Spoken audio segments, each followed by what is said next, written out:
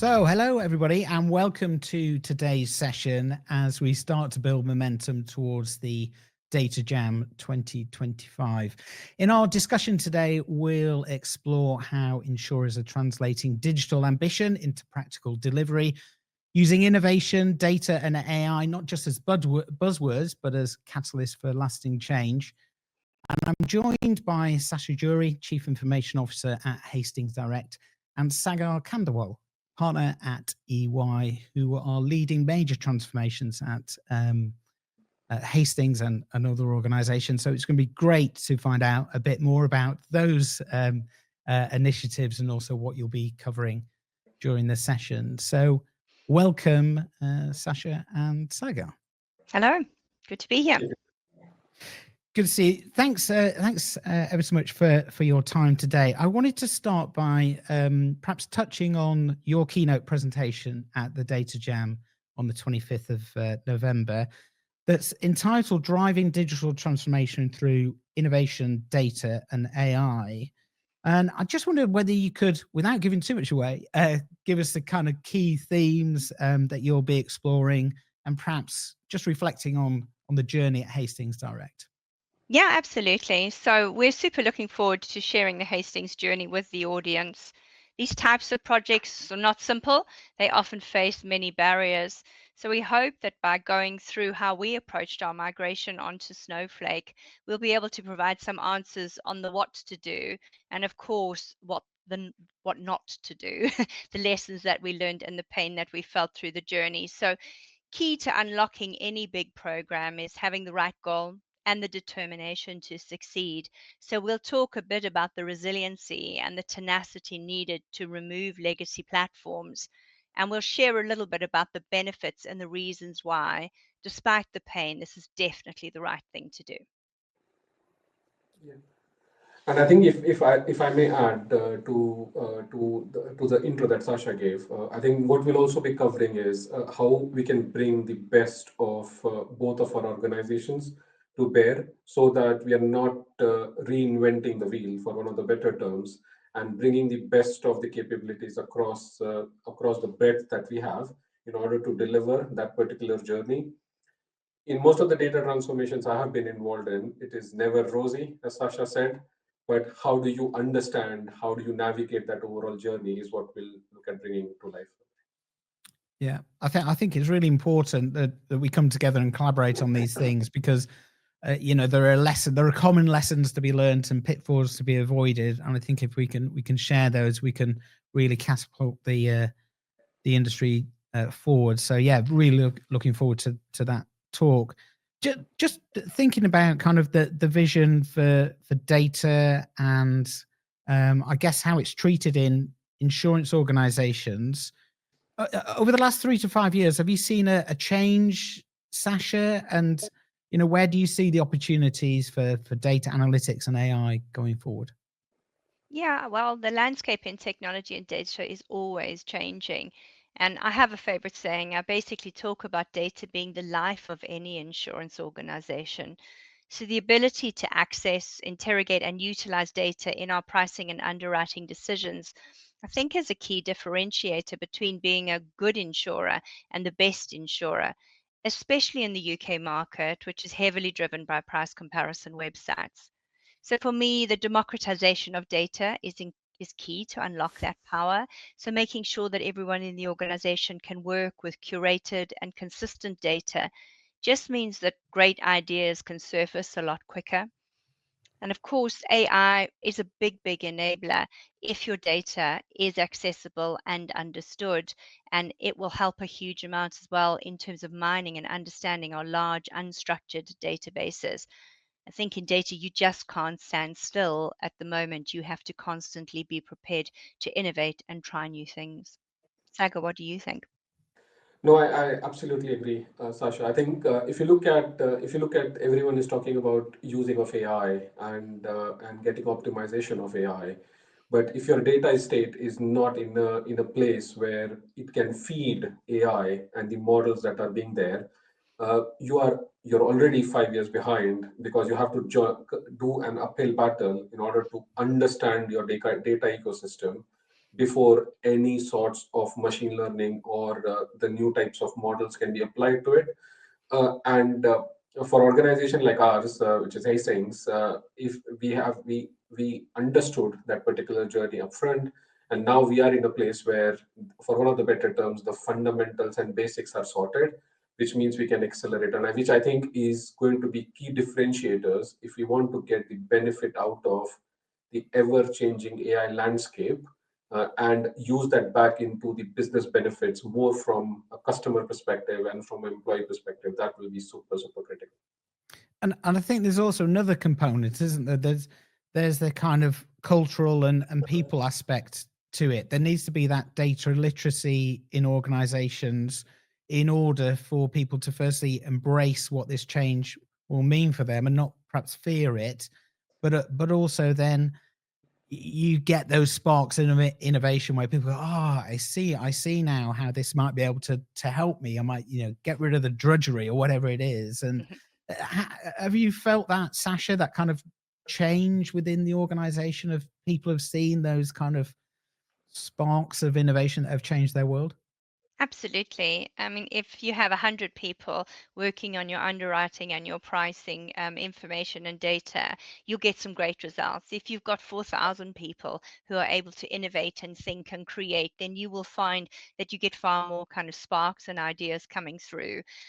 Making sure that people are confident and not scared about trying new things is also part of the culture that we have at Hastings, where we very much have an innovative kind of agile idea about getting things done really, really quickly and trying and failing fast where we need to.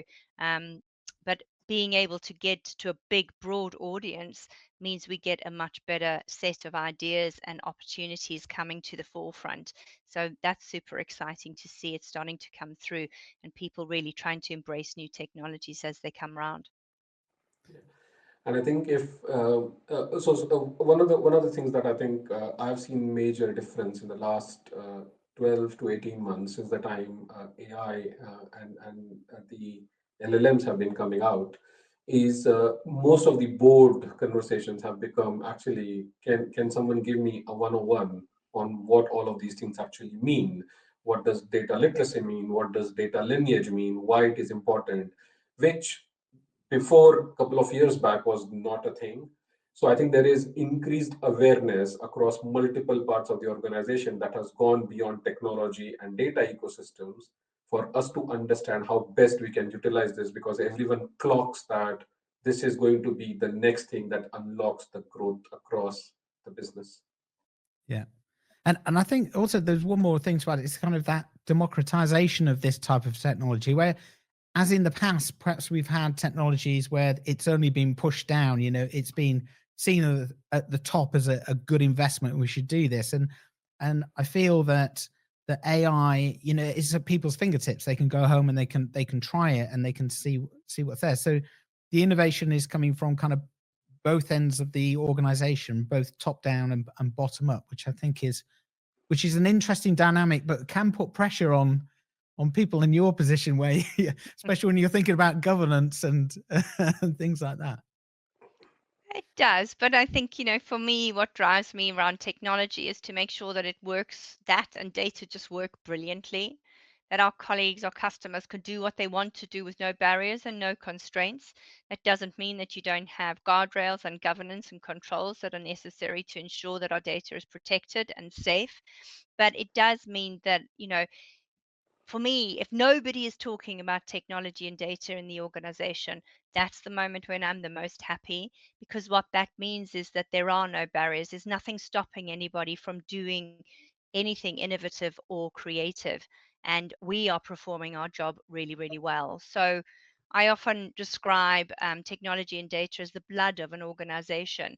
And, as a human being, we have blood. It does an essential job for our well being every day, but we don't think about it. We don't wake up and wonder, how is our blood doing today? And so for me, if we don't have to wake up and think about technology and data, it's just there, it's doing its job, then I think that that is the way we would create that innovative kind of environment where we get so many better ideas to come forward. Yeah, great. Just picking up that theme around kind of passion for technology and data. Is there anything out there that's really exciting at the moment that you wake up in the morning and go, crack, I can't wait to get my hands on that? There's so much, isn't there, Sagar? I think we're not short of ideas and things that we want to get our hands on. And anybody who works in technology and data knows that you can't really be on top of everything at any one stage. It's changing so fast and so quickly around you that really it's about being agile and having, as Sagar said, structured data assets that you can utilize to be able to perform AI analytics, machine learning. I like to be able to say to my colleagues across Hastings, if you can dream it, we can build it. So let's get on and start to really think about it. And the technologies we use from month to month are often interchangeable, and it's around being agile and able to adapt to that. But that's pretty much what keeps me excited about being in technology and data, is that it is a whirlwind and it keeps on getting faster. What do you think, Sagar? I think for me, I am more excited about the future of agentic, and when a lot of people talk about agentic, but how do you get the data to feed into the AI frameworks for the agents actually to be what I call as minions that can do various sorts of things that we want to do, and that can be either improved software delivery lifecycle, it can be automating back office operations, it can be supporting customers, etc. So I think there are a lot of POCs and a lot of people talk about it, but I feel very excited about actually seeing them land into production with real life use cases, because I think the amount of things that it can do is huge. It is just us getting there as fast as possible. So that actually is what I'm looking forward to. Yeah, and on that kind of looking ahead to what's on the horizon, I think that agentic piece is really important. I think it's important for people to understand that when it gets to that level of sophistication, it isn't one agent doing a job start to finish. It's many agents in a process. So you really need to understand your organization, the processes that you currently have, where the friction points are, where the business challenges are, in order for you to solve that. Just thinking about that prioritization, Sasha, that must be fixed to a kind of North Star, a strategy within the organization in order to kind of move to that type of environment, an agentic environment. Yes and no. I mean, I think that incremental gains are really, really important as well. So, what I try to do when I'm working with the business areas around opportunities in agentic AI is to start small, start with small things that we can do, start to get our confidence in it, reiterate and iterate and iterate, and then build more and more confidence in the responses and answers that we can get. And then that way, it also triggers new ideas and new things that we can do. And we found that working in bite-sized pieces actually means that you go really quickly rather than trying to solve everything all in one go. And it also builds confidence and buy-in as we go through, working really closely with our colleagues so that they don't fear what's coming, but they can actually get excited about the outcomes that they will achieve. Great. And I think to add to the experience, at least I have with Sasha and Hastings, is you're not fixated around what we typically call in consulting as define a North Star and then define a transition plan, straight plans to get there. I think it is about there is a vision, there is a goal. Let's just get there. If you get there in 4 hoops, it's good. If you get there in 14, it's still good. But can you get there faster? Can you be innovative? Can you adapt as you go? Is the ethos, which I think is very, very refreshing to the teams on the ground. That's great. Well, thank you both for joining me for today's session, where we're looking forward to the Data Jam and some of the themes that will be covered there. I'm very much looking forward to the keynote presentation on the 25th. And look forward to seeing you both on the day. Fantastic. Thanks very much. See you there. Thank you, Jeremy. Looking forward to it.